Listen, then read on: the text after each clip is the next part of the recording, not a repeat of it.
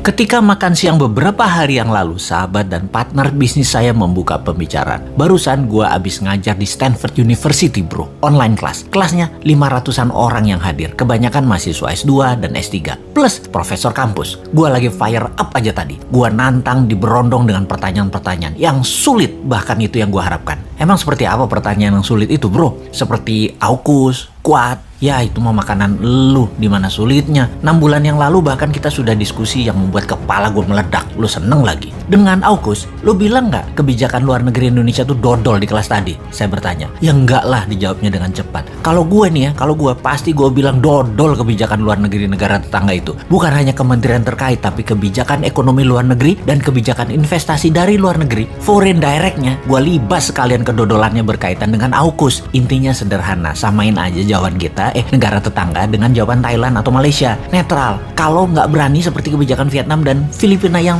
terus terang mendukung AUKUS.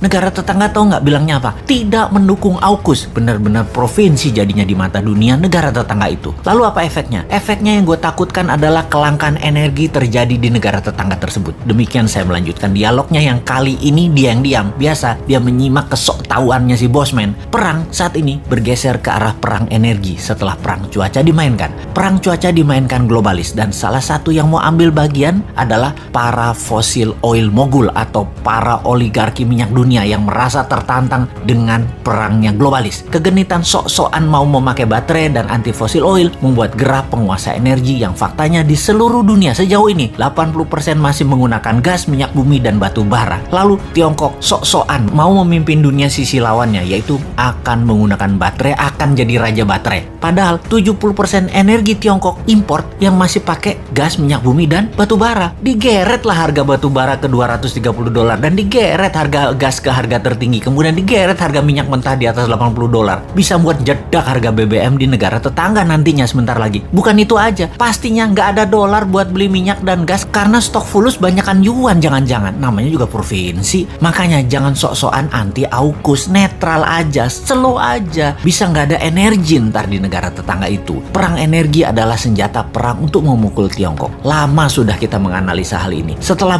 perang biologi, perang pangan, perang cuaca, yaitu perang energi sekarang. Nanti berlanjut dengan perang teknologi seperti dihacknya sosmed WA, IG, dan FB baru-baru ini. Perang space atau angkasa atau satelit dan lain sebagainya yang telah kita urai banyak di video-video dan tulisan sebelum ini. Perang energi yang baru diluncurkan ini ada 2 front untuk mengepung Tiongkok. Satu lewat Timur Tengah, yang satu lewat Rusia. Rusia raja gas membuat harga gas naik ke $50 per MMBTU. Sementara di Timur Tengah dipimpin Saudi, oil dinaikkan ke atas $80 per barelnya. Mungkin ke 100. Strategi awalnya dengan mengepung dalam tanda kutip menyerang Eropa tapi minus Inggris. Inggris kan AUKUS. Yang efeknya beberapa negara Eropa mulai membunyikan alarm peringatan akibat hal ini. Perancis dan Spanyol menyebutkan kenaikan harga gas ini akan berdampak naiknya tarif dasar listrik yang berujung inflasi. Hal ini diperparah dengan Eropa yang sebentar lagi memasuki musim dingin, di mana kebutuhan akan gas meningkat pesat. Dalam krisis ini siapa yang memainkan? Ya bener, konconya Trump, si Putin Rusia itu bersama oligark petroleum Amerika yang di belakangnya Partai Republik yang pastinya gengnya Trump yang memainkan. Fakta lain lagi, Rusia merupakan supplier gas alam terbesar Eropa. Persentasinya lebih dari 43%. Di mana bulan lalu 40 anggota Parlemen Eropa telah menulis surat dan menuduh perusahaan Rusia Gazprom memanipulasi harga gas.